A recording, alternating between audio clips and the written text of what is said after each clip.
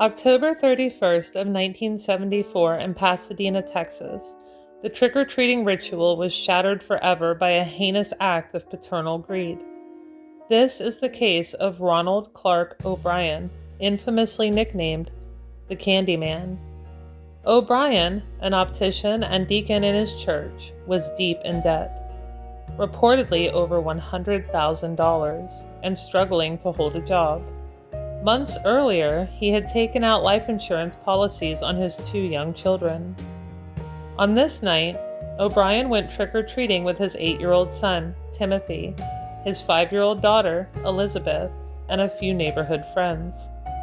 At one point, O'Brien claimed to have visited a darkened house where he received 5 giant 21-inch Pixie Stix candies. He gave one to each of the children and later gave a 5th to another trick-or-treater. Upon returning home, Timothy ate his Pixie Stick. He immediately complained that the powdered candy tasted bitter and began vomiting violently, soon collapsing into convulsions.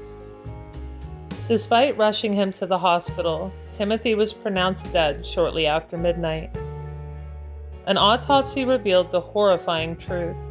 The Pixie Stix had been liberally laced with a massive, lethal dose of potassium cyanide, enough to kill 2 or 3 adults. When police recovered the other 4 Pixie Stix, they were also found to be poisoned. Investigators quickly dismissed O'Brien's changing stories about the mystery house and discovered his crippling financial troubles. Furthermore, a chemist acquaintance testified that O'Brien had recently inquired about purchasing cyanide and asking about what the fatal dosage would be. The motive was clear. O'Brien had attempted a mass poisoning on a night of chaos and costumes to make his son's death appear random, thus collecting the life insurance money. It was only by chance that the other 4 children did not eat the candy.